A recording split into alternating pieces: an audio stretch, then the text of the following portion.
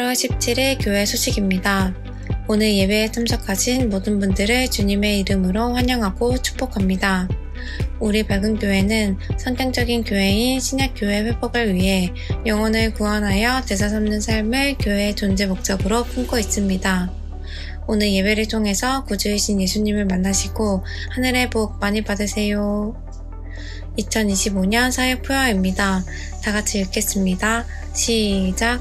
주님과 우리가 함께 가면 길이 열립니다. 하반기 성공부 수강 변경 신청이 있습니다. 기간은 8월 17일에서 24일 오후 6시고 과목은 필수 5개 과목, 선택 5개 과목입니다. 담당은 최병기 목사님입니다. 26년 두마게티 단기 봉사 선교를 위한 준비가 있습니다. 일시는 26년 2월 13일 금요일에서 18일 수요일입니다. 선교지는 필리핀 두마게티이고 대상은 싱글 목장 식구들입니다. 경비는 1인당 100만원입니다. 담당은 송미영 사모님, 최병기 목사님입니다. 예배 회복이 신앙의 회복입니다. 주일 연합 예배 로마서 시리즈 19, 새로운 삶 2, 수요 예배, 목자 간증 설교, 최종석 목자, 설교 동영상을 보며 말씀의 삶을 살려고 노력합니다. 설교 동영상으로 VIP와 결석한 목원들을 섬깁니다. 돕는 기도 부탁드립니다. 예배 회복이 신앙의 회복임을 깨닫고 기쁨으로 참여하도록 도와주시옵소서. 주님, 일상 묵상을 통하여 주님과 동행하는 삶을 살도록 도와주시옵소서. VIP를 천국으로 인도하는 일상 전도의 삶을 살도록 도와주시옵소서. 일상 속에서 성령님의 이끄심을 경험하며 살도록 도와주시옵소서. 주님, 지금은 우리가 기도해야 할 타이밍입니다. 정시 기도의 삶을 살아가도록 도와주시옵소서. 교회 창조 섬김 목장입니다. 8월 16일에는 주닮은 목장, 8월 23일에는 두마게티 목장이 섬겨주시겠습니다. 교회 중식 섬김 목장입니다. 8월 17일에는 미얀마 목장, 8월 24일에는 주사랑 목장이 섬겨주시겠습니다. 항상 교회를 섬기시는 밝은 교회 가족들이 자랑스럽습니다. 암송 구절입니다. 로마서 12장 21절 말씀 다 같이 읽겠습니다. 시작! 악에게 지지 말고 선으로 악을 이기십시오. 로마서 12장 21절 말씀. 아멘.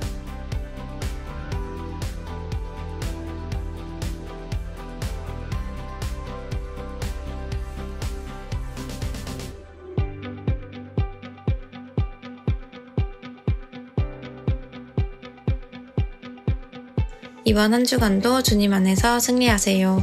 감사합니다.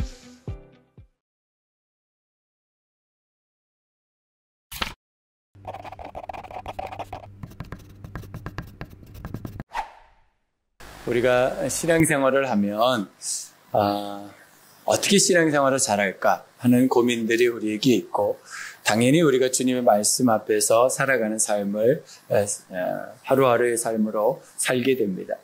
그럴 때 정말 우리가 신앙생활을 잘하려면 두 가지를 잘하면 된다라고 말합니다. 내가 해야 될 것을 하고 하지 말아야 될 것을 안 하면 신앙생활을 잘할 수 있습니다. 하나님께서 우리에게 하라고 하시는 것에 대해서 하고 하나님께서 하지 말라고 하시는 것을 안 하는 것, 그것이 신앙생활이다. 단순하게 우리가 두 가지로 정리하자면 그렇습니다. 그런데 우리가 신앙생활을 하다 보면 해야 할 것을 못하고 하지 말아야 될 것을 하는 경우가 우리에게 종종 경험하게 됩니다. 그것을 보면서 우리는 가끔씩 하나님께 죄송해하고 미안해하고 또 공동체 가운데서 서로 갈등이 생기기도 하고 어려움을 겪기도 합니다. 그런데 가만히 생각해 보면 우리가 그 정도 수준입니다. 우리가 하지 말아야 될 것을 하게 되고 해야 할 것을 안 하는 것이 우리의 수준이다라고 생각하게 됩니다.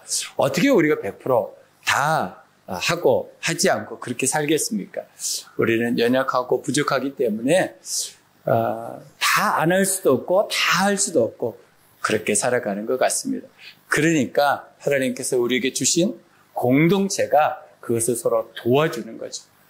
누군가의 부족과 누군가의 연약을 보면서 서로 도와주면서 하나님께서 우리에게 말씀하신 대로 우리가 살아가다 보면 언젠가는 내가 누군가를 도와주고 있고 누군가를 섬기고 있고 내가 하나님이 원하시는 그 살리고 세우는 삶을 살아가고 있게 된다라는 것입니다. 우리가 한 숟가락에 배부를 수 없습니다.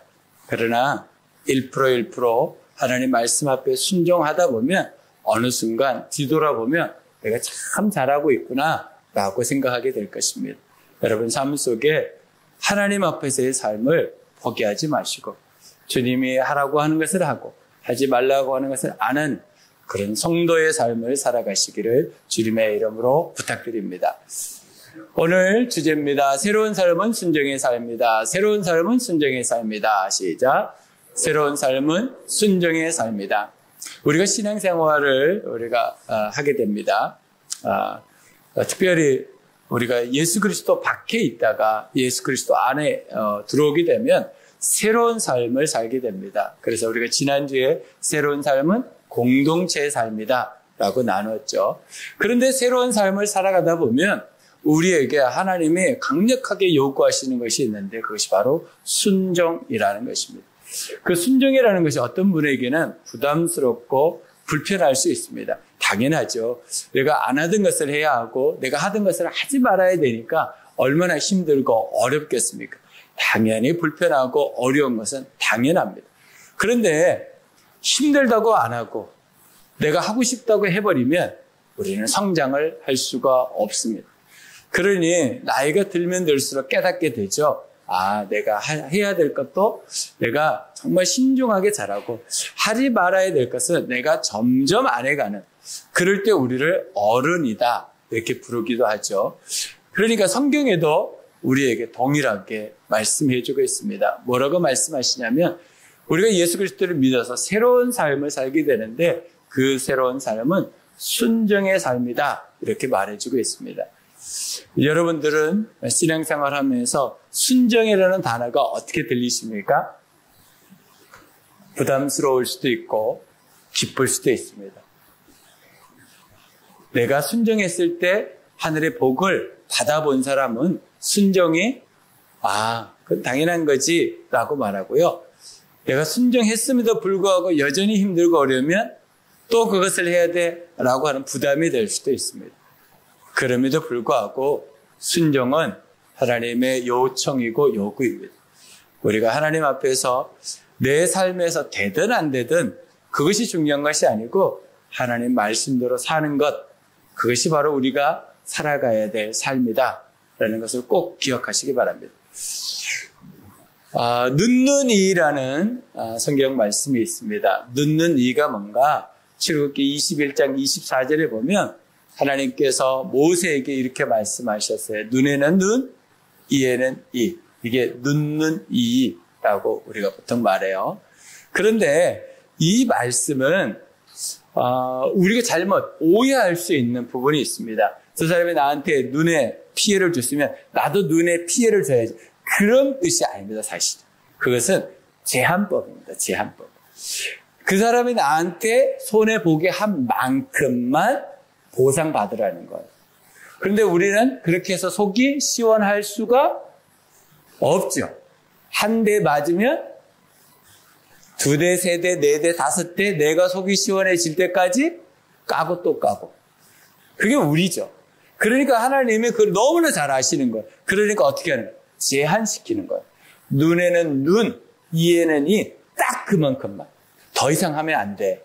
라고 하는 거예요. 하나님 우리를 너무 잘 아시니까. 여러분은 어떻습니까? 여러분 삶 속에 살아가면서 나한테 손해를 입힌 사람들을 딱 그만큼만 보상을 받기를 원하십니까? 아니면 조금 더 해야지 속이 시원하십니까? 우리의 삶은 어떤 면에서는 참 안타까운 일들이 많죠. 하나님의 말씀, 늦는 일을 우리가 기억한다면 이것이 제한법이다. 하나님께서 나를 절제시키는, 내가 더 오버하지 않도록 하나님께서 말씀하신 것이 눈에는 눈, 이에는 이다 라는 것을 기억하셔야 됩니다. 또 하나는 우리의 마음에 어떤 마음이 있냐면 권선징악에 대한 마음이 있습니다. 그래서 하나님 앞에서 우리가 이것을 따질 때가 있습니다. 하나님 선하신 분인데 저렇게 악한 사람들인데 왜 그냥 두십니까? 처벌하셔야지. 저 사람들 왜 그냥 두십니까? 멸망시켜야지. 징벌하셔야지. 벌 주셔야지. 그런 마음이 우리에게 있을 때가 있습니다. 이렇게 마음을 가진 사람이 있는데 하박국이라고 하는 선지자, 우리가 몇 주 전에 봤었죠. 이 하박국이라는 선지자는 자기가 정말 선지자로서 살다 보니까 이해가 되지 않는 일이 있는 거예요. 이스라엘 백성들은 계속 고통받고 있고 너무나 힘든 일을 당하는데 주변 나라 보니까 이방인들을 보니까 우상을 섬기고 말씀대로 살지 않는데 너무 풍족한 삶을 살고 너무 잘 되어가는 거예요. 그러니까 하나님 앞에 나와서 하박국이 질문하는 거예요. 하나님, 저들을 왜 그냥 두십니까? 징벌하셔야지. 우리의 마음 가운데 어떤 마음이 있냐면 그 사람을 향해서 하나님이 처벌하시기를 소원하는 마음도 우리에게 있습니다. 우리가 그 사람들이 좀 고통받는 걸 봐야지 시원한 마음이 생길 때가 있거든. 그런데 하나님이 하박국의 말을 듣지 않으세요. 하나님, 좀 하나님의 그 능력으로 저 이방 사람들 그냥 두지 마시고 어떻게 해서든지 좀 처벌을 받게 해주십시오 라고 하는데 하나님은 그렇게 하지 않았어요. 그리고 하나님께서 하박국에게 대답을 이렇게 하세요. 하박국, 내가 분명히 처벌할 거야. 내가 다 보고 있어. 내가 다 알고 있어. 그러나 지금은 아니야. 지금은 아니야. 근데 분명히 처벌받을 거야. 하나님은 우리에게 가끔씩 기다리라고 말씀하십니다. 우리는 지금 당장 처벌을 받고 지금 당장 무슨 일이 벌어져야지 내 마음이 시원해질 것 같은데 하나님은 가끔씩 우리에게 기다리라고 말합니다. 참으라고만 말씀하십니다. 그러니까 우리 속이 타들어가는 거죠. 그러니까 어떨 때는 하나님께 뿔이 나죠. 하나님 왜 그렇게 하실까? 하나님 내 말이 맞는 것 같은데 하나님이 선하신데 왜 권성징악을 실천하지 않으시지? 화가 날 때도 있고 짜증이 날 때도 있고 원망을 가질 때도 있습니다. 여러분, 우리가 하나님 앞에 살아갈 때 하나님이 되어버리면 안 됩니다. 우리가 순종이라는 것은 하나님의 나의 신이시고 내가 그의 피조물인 것을 인정하고 그분 앞에서 살아가는 삶, 그것이 순종하는 삶입니다. 하나님이 기다리려고 하는 것이 가장 선한 것이고 참으려고 하는 것이 가장 선한 것입니다. 그럴 때 하나님은 우리에게 복을 내려주실 줄로 믿습니다. 그럼 어떻게 순종하는 삶을 살아갈 수 있을까요? 첫 번째, 사랑의 관계를 훈련합니다. 사랑의 관계를 훈련합니다. 시작. 사랑의 관계를 훈련합니다. 10절입니다. 형제의 사랑으로 서로 다정하게 대하며 존경하기를 서로 먼저 하십시오. 우리가 정말 순종할 때 하나님께서 우리에게 바라시는 게 뭔가 사랑의 관계를 훈련하라는 거예요. 사랑의 관계. 여러분, 우리가 나이가 먹고 이제 내가 사람답게 사는 삶을 살아간다 라고 할 때 제일 먼저 우리에게 경험되는 것이 사랑의 관계입니다. 관계가 제일 힘들고 어렵다는 것을 경험하게 됩니다. 무엇보다도 힘든 것이 사람이라는 것을 알게 됩니다. 근데 그 사람과의 관계를 어떻게 하라고 성경은 말하냐면 사랑의 관계로 맺어가라고 말합니다. 근데 이것이 우리의 생각대로 잘 안 됩니다. 그러니 성경은 우리에게 훈련하라고 말합니다. 근데 훈련을 뭘로 할 것인가? 두 가지로 하라고 말합니다. 첫 번째는 하지 마라. 이걸 훈련하라는 거예요. 오늘 본문에서도 9절로 21절까지의 내용 중에 하지 마라가 몇 번 나올까요? 여러분 한 번 읽었으니까 잘 모르죠? 3번 나옵니다. 3번. 하지 마라. 이것은 하지 마라 라고 하는 게 3번 나옵니다. 그 첫 번째가 사랑을 할 때 거짓으로 하지 마라. 이게 금지. 사랑을 하는데 거짓으로 하지 말아라. 두 번째는 교만하지 말아라. 교만하지 말아라. 사랑과의 관계에서 교만하지 말아라. 세 번째는 원수 갚는 것을 금지시켜. 원수 갚는 것은 나에게 있고 너희들은 하면 안 돼. 하지 마. 라고 말씀합니다. 그러니까 하나님께서 오늘 우리에게 하시는 말씀은 이 세 가지의 삶을 조심하라는 거예요. 우리가 이것을 너무 잘 알 수 있기 때문입니다. 그러니 여러분 삶 속에서 하나님께서 하지 말라고 하는 것을 안 하는 것, 그것이 우리에게 복입니다. 로마인들에게 이제 11장까지 이론에 대한 얘기들을 쭉 얘기를 했어요. 근데 12장에 들어오면서 그럼 우리가 어떻게 살 것인가에 대해서 얘기를 진행하고 있습니다. 그러면서 9절로 21절까지는 공동체 안에서 우리가 어떤 삶을 살 것인가에 대해서 얘기하는데 순종에 대해서 얘기하는 것. 그 순종은 첫 번째 하지 말아야 될 것을 얘기하는 것. 그것이 세 가지. 그리고 하라고 말하는 것이 있습니다. 그것이 제가 12가지로 정리를 했지만 사실은 종류로 보면 훨씬 더 많습니다. 첫 번째는 악을 미워하고 선을 행하라고 말합니다. 우리는 악을 미워해야 합니다. 그리고 선을 행해야 합니다. 형제를 사랑해야 합니다. 서로 존경해야 합니다. 이것은 하라고 말합니다. 이거는 지금 교회 공동체에 대한 이야기입니다. 부지런하게 살아라고 말합니다. 그리고 열정적인 섬김을 하라고 말합니다. 소망을 품으라고 말씀하시고 환난을 참으라고 하시고 그 가운데 기도를 지속하라고 말씀하십니다. 필요를 공급해주고 손대접을 하라고 말씀합니다. 교회 공동체 안에서 이렇게 살아라. 박해하지 말고 축복하라고 말합니다. 그러니까 하나님께서 우리에게 하라고 하시는 이것을 보니까 이거 당연히 해야 되는 건데 그런데 왜 로마 교회에 이 편지를 보냈을까요? 당연한 건데 당연하게 안 하고 있기 때문입니다. 여러분들은 어떻습니까? 이게 당연하다고 여러분 동의가 되십니까? 근데 여러분들은 어떻게 이 당연한 것을 당연하게 하고 계십니까? 저도 이것을 정리하면서 부끄럽더라고요. 이렇게 하지 못하는 것들이 있는 것을 발견하게 됩니다. 뿐만 아니라 기기우우, 기뻐하는 사람과 기뻐하고 우는 사람과 같이 우는 것. 이것이 우리가 해야 될 일이라고 말합니다. 그런데 관계가 좋지 않으면 기뻐하는 사람 보면 열받고요. 슬퍼하는 사람 보면 잘됐다 싶어요. 이게 사랑의 관계가 훈련이 됐느냐 되지 않느냐의 모습입니다. 한 마음을 가지고 낮은 자와 사귀라고 말합니다.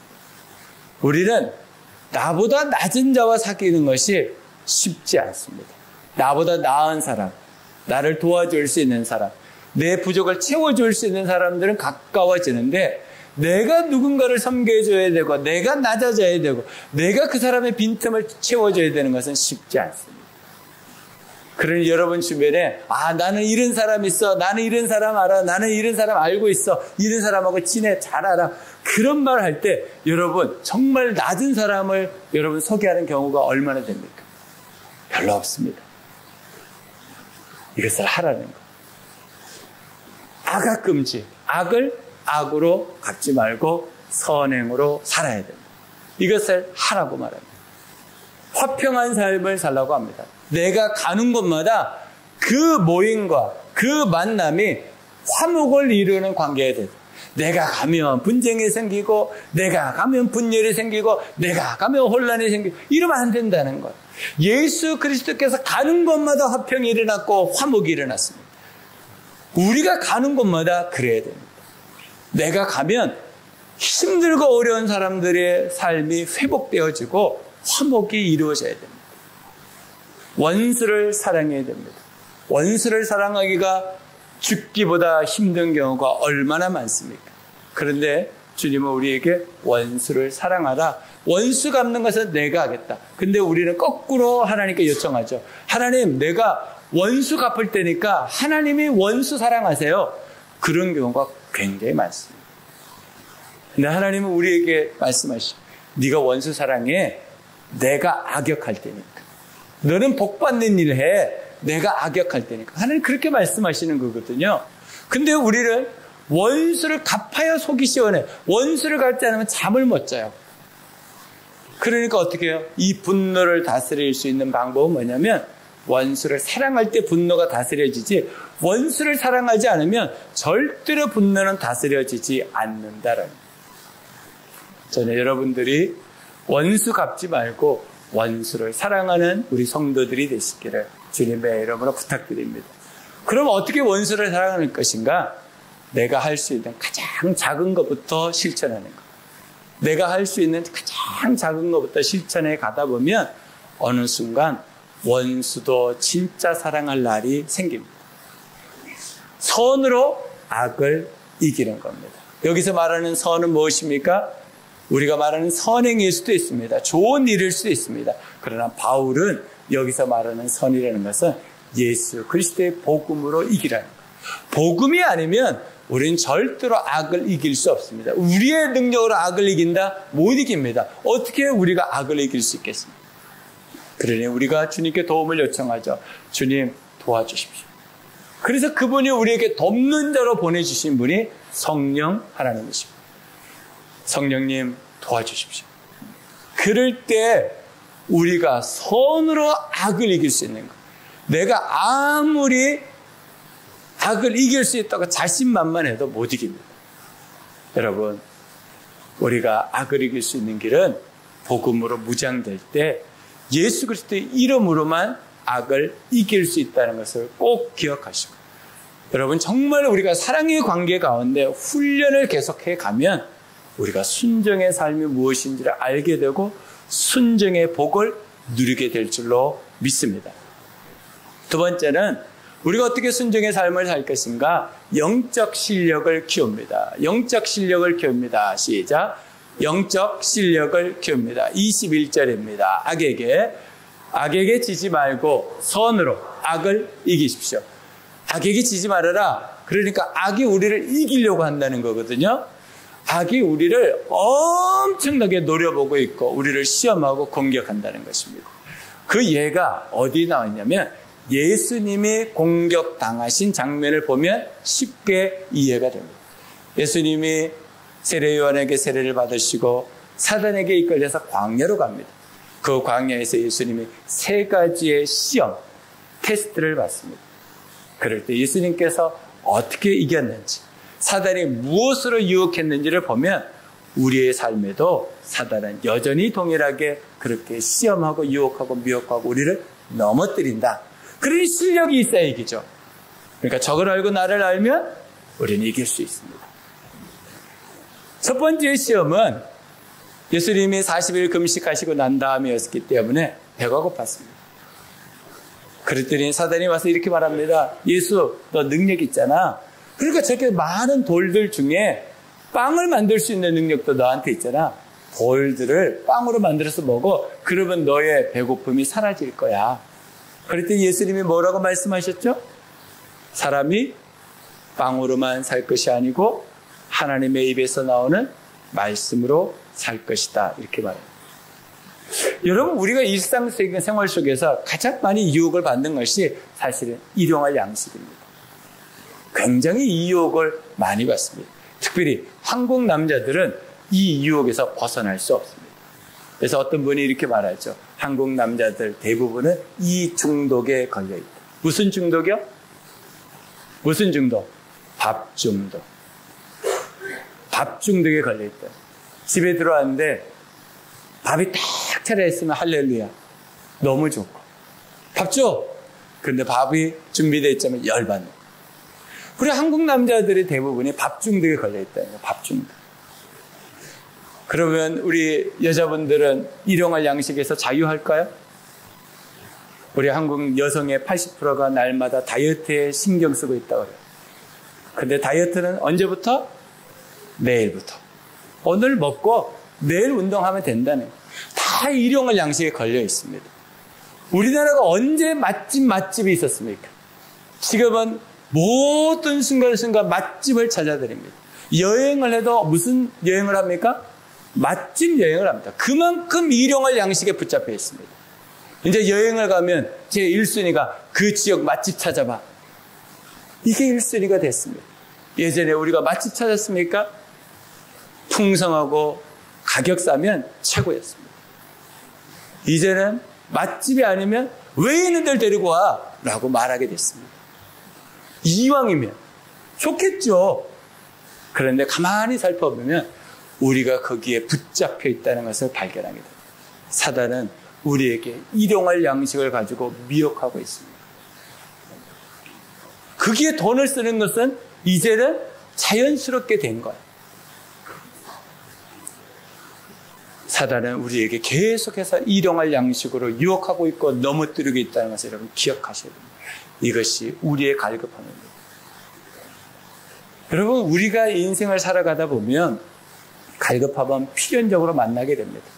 근데 그 갈급함을 우리가 무엇으로 풀고 있는지 잘 살펴봐야 됩니다. 어느 카페 가서 차 한잔 마시면 내 갈급함이 채워진다고 오해합니다. 어느 맛집 가서 음식 좋은 거 먹으면 내 갈급함이 채워진다고 오해합니다. 그러니까 문제가 생기면 나가서 맛있는 거 먹자. 좋아요. 참 좋은 방법일 수 있습니다. 그러나 성경을 아는 사람이라면 그것으로 절대로 갈급함은 채워지지 않는다는 것을 기억하셔야 됩니다. 사단이 말합니다. 돌들을 빵으로 만들어 먹어. 너의 갈급함을 돌로 채워. 예수님이 뭐라고 말씀하셨어요? 사람이 빵으로 갈급함을 채울 수 있는 것이 아니고 하나님의 입에서 나는 말씀으로만 갈급함은 채울 수 있다고 말씀하십니다. 여러분, 우리의 갈급함은 이 세상의 사람들이 만들어준 것으로 채워지지 않습니다. 잠시 내 혀는 기쁠 수 있습니다. 내 미각을 기쁘게 해서 잠시 기쁨이 올 수 있습니다. 하지만 공허함은 절대로 일용할 양식으로 채워지지 않습니다. 우리가 파스칼이 했던 말을 기억하지 않습니까? 그는 17세의 대학 교수가 됐던 사람입니다. 그러나 그는 날마다 공허함 가운데 살았습니다. 그리고 예수 그리스도를 만났을 때 그는 외쳤습니다. 나의 공허함이 주님으로 인하여 채워진다는 것을 발견했다는 거예요. 그리고 수많은 사람들에게 이야기합니다. 여러분의 공허함은 오직 하나님만 채울 수 있습니다. 여러분, 일용할 양식, 이 갈급함 우리에게 날마다 경험되어집니다. 예수님도 시험을 받으셨던 이 갈급함의 시험 우리에게도 동일하게 찾아올 것입니다. 여러분, 주의 말씀이 아니고서는 우리의 갈급함은 절대로 채워지지 않습니다. 두 번째는 예수님을 높은 성 위에 올려놓고 뛰어내리라고 말합니다. 그러면 네가 부리던 천사들이 와서 너를 받쳐줄 거야. 바닥에, 땅바닥에 네 발이 닿기 전에 천사들이 찾아와서 너를 안전하게 받쳐줄 거야. 그랬더니 예수님이 뭐라고 말씀하셨어요? 저 너희 하나님을 시험하지 말아라. 이렇게 말합니다. 여러분, 우리가 이 땅에 살면서 많은 사람들에게 있는 채, 아는 채, 가진 채 이런 것들을 많이 합니다. 이러고 싶어 합니다. 자기도 모르게.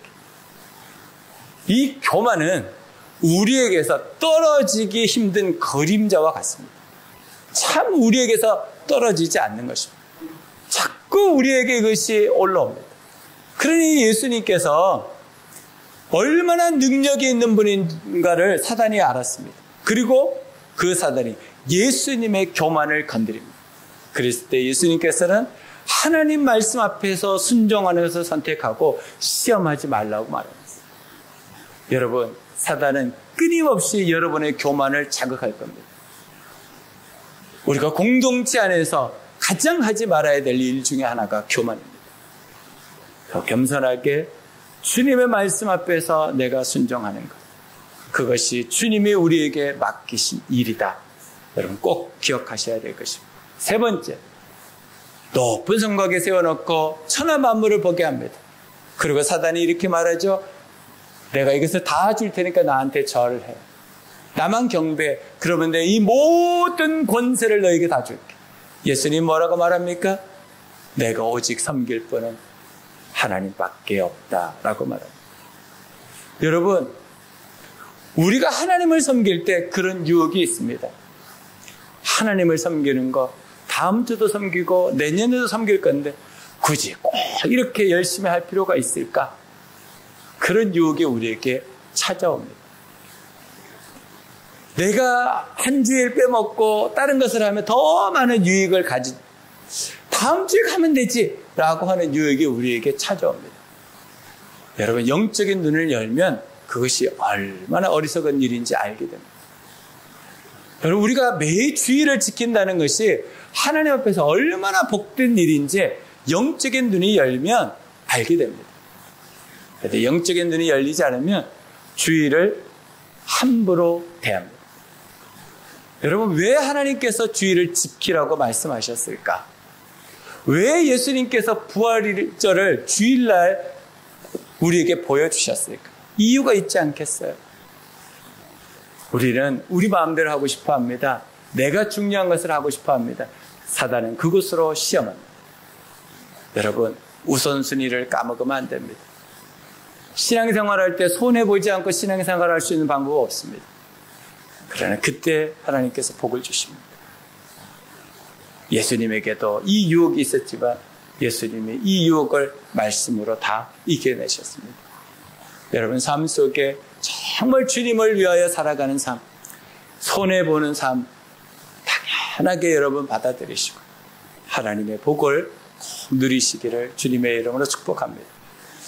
일상 속에서 우리가 해석과 반응을 잘해야 되는데 이것을 못하게 만드는 것이 사단입니다. 왜 그럴까요? 사단은 본질적으로 거짓말쟁이이기 때문에. 요한복음 8장 44절입니다. 너희는 너희 아비인 악마에게서 났으며 또 그 아비의 욕망대로 하려고 한다. 그는 처음부터 살인자였다. 또 그는 진리편에 있지 않다. 그것은 그 속에 진리가 없기 때문이다. 그가 거짓말을 할 때 본성에서 그렇게 하는 것이다. 그는 거짓말쟁이이며 거짓의 아비이기 때문이다. 우리가 일상을 열심히 살려고 하는데도 사단은 우리를 그냥 두지 않습니다. 절대로 그냥 두지 않습니다. 어떻게든지 유혹하고 거짓말 쳐가지고 하나님에게서 멀어지게 합니다. 1% 멀어지게 합니다. 한 번에 확 멀어지게 하지 않습니다. 표시 나지 않게 멀어지게 합니다. 그래서 기도하자 그러면 기도가 어려워지고, 말씀을 묵상하자 그러면 말씀 묵상이 어려워집니다. 섬기자 그러면 내가 왜? 라고 말합니다. 사단은 우리를 이렇게 유혹하고 거짓말로 속여서 하나님에게서 어떻게든 떨어지게 만듭니다. 여러분, 그러니까 일상을 잘 해석하고 반응하셔야 됩니다. 사단은 우리를 노리고 있다는 것을 여러분 기억하셔야 됩니다. 그러니 영적 실력을 키울 때 우리는 하나님의 은혜 가운데 승리할 수 있는 것입니다. 양의 탈을 쓴 이리, 이게 사단입니다. 그런데 사단이 우리도 이렇게 만들려고 합니다. 그냥 겉모습을 보면 정말 양 같습니다. 그런데 우리의 속은 이리와 같을 때도 있습니다. 사단은 우리를 그렇게 만들어 가기를 원합니다. 그러나 하나님은 우리가 어린 양이 되기를 원하시고 그분은 우리의 선한 목자 되기를 원하십니다. 여러분, 양의 탈을 쓴 성도가 되지 않도록 하나님 앞에서 일상을 잘 사셔야 됩니다. 그러려면 영적 실력을 키우지 않으면 절대로 안 된다는 거 기억하십시오. 나의 변화, 당신의 행복을 어떻게 실천할 것인가? 에베소서 4장 22절로 24절입니다. 여러분은 지난날의 생활 방식대로 허망한 욕정을 따라 살다가 썩어 없어질 그 옛사람을 벗어버리고 마음의 영을 새롭게 하여 하나님의 형상을 따라 참 의로움과 참 거룩함으로 지으심을 받은 새 사람을 입으십시오. 우리는 새 사람이 되었거든요. 우리는 새로운 피조물이 되었는데 아직도 옛 습관대로 방식대로 살아간다면 하나님이 얼마나 슬프시겠어요. 하나님이 얼마나 안타까우시겠어요. 주님은 오늘도 우리에게 말씀하시기를 새 사람으로 살으라고 말합니다.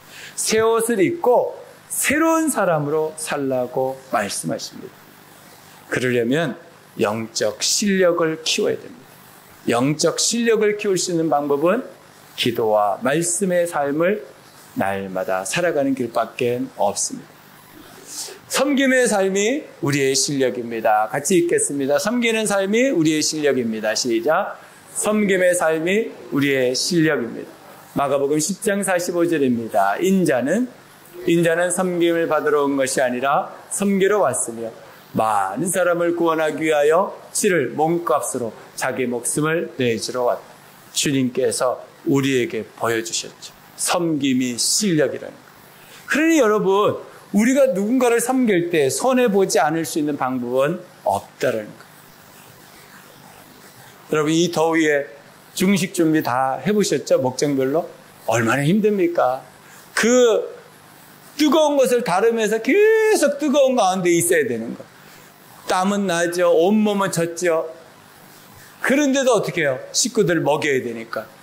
섬기고. 그런데 한마디로 여러분 위로가 되잖아요. 잘 먹었습니다. 너무 맛있었습니다. 수고하셨습니다. 이 말을 들으면 그렇게 땀범벅이 되어도 힘이 나잖아요. 섬김이 실력입니다. 여러분, 섬기는 것을 훈련할 때 여러분들의 실력은 키워질 겁니다. 마태복음 25장 45절입니다. 그때의 임금 그들에게 대답하길, 내가 진정으로 너에게 말한다. 여기 이 사람들 가운데서 지극히 보잘것없는 사람 하나에게 하지 않은 것이 곧 내게 하지 않은 것이다 하고 말할 것이다. 근데 이 말이 뒤집어지면 이거거든요. 너 너무 잘했어. 너 너무 충성했어. 내가 너를 좋아해. 내가 너에게 하늘의 복을 내려줄 거야. 그랬더니 이 사람이 황당해하는 거야. 주님, 제가 언제 주님한테 그렇게 했나요? 그렇게 질문하는 거야. 그랬더니 예수님이 이렇게 말하는 거야. 너 작은 아이가 목마르다 그럴 때 물 한 잔 줬잖아. 냉수한 거를. 그거 나한테 한 거야. 그거 나한테 한 거야. 그 사람이 힘들고 어렵다고 했을 때 아무도 보지 않는데 너는 보고 도와줬잖아. 그거 나한테 한 거야. 나한테 한 거야. 여러분, 우리가 누군가를 섬겼잖아요. 그 섬긴 것이 누구한테 한 거라고 하나님 쳐주셔요? 하나님께 한 거라고 쳐주시는 거예요. 그러니까 여러분, 여러분들이 섬긴 것이 절대로 헛되지 않아요. 그런데 하나를 더 제가 알려드리면, 여러분들이 섬긴 건 누가 딱 알고, 너무 잘했어. 칭찬해. 축복해. 그거 받으면 그걸로 끝입니다. 그런데 아무도 몰라. 내가 섬긴 걸 아무도 몰라. 근데 섬기긴 했어. 땀을 뻘뻘 흘리며 섬겼어. 근데 아무도 몰라. 그러면 누가 갚아주실까요? 알고 계셨네요. 하나님이 갚아주세요. 내가 섬긴 거 아무도 몰라줘도, 아무도 기억 안 해줘도 하나님이 채워주십니다. 그러니 우리의 실력이 무엇이 되어야 되겠습니까? 섬김이 되어야 됩니다. 그럴 때 하나님이 채워주십니다. 우리가 섬길 때는 힘들고 어렵습니다. 하지만 그 섬김으로 하나님이 기뻐하시고 좋아하십니다. 여러분 꼭 기억하셔서 내가 작은 아이에게 했던 그 섬김을 하나님께서는 크게 보시고 꼭 갚아주신다. 여러분 기억하시고 살아가시기를 주님의 이름으로 축복합니다. 마태복음 7장 21절입니다. 나더러 주님 주님 하는 사람이라고 해서 다 하늘나라에 들어가는 것이 아니다. 하늘에 계신 내 아버지의 뜻을 행하는 사람이라야 들어간다. 어떤 사람이요? 하나님의 뜻을 행하는 사람이어야 하늘나라에 갑니다. 아무리 큰 능력을 행해도, 아무리 많은 사람에게 박수를 받아도, 아무리 많은 사람들에게 알려져도 하나님의 뜻대로 하지 않으면 우리는 하늘나라에 못 들어갑니다. 여러분의 삶 가운데 꼭 기억해야 돼요. 내가 순종하는 삶을 훈련하지 않으면, 내가 공동체를 위해서 내 삶을 섬기지 않으면, 주님께서 나에게 부탁하신 하라고 한 것을 하고 하지 말라고 한 것을 하지 않으면 우리에게 천국은 없습니다. 그러니 여러분의 삶 가운데 하나님 앞에 순종하는 삶을 사는 것이 복입니다. 힘들고 어려울 겁니다. 불편할 겁니다. 부담스러울 겁니다. 그럼에도 불구하고 그 삶이 우리에게 복이고 그 삶이 하나님 보시기에 기쁨입니다. 이번 한 주간 여러분의 삶을 살아갈 때 여러분 삶 속에서 주님 뜻대로 살겠습니다. 주님 도와주십시오. 내가 섬기겠습니다. 작은 것이죠. 누구도 알아주지 않지만 그 섬김에 하늘의 복을 주실 줄로 믿습니다. 그 마음을 가지고 이번 한 주간도 승리하시기를 주님의 이름으로 축복합니다. 기도하겠습니다. 눈을 감고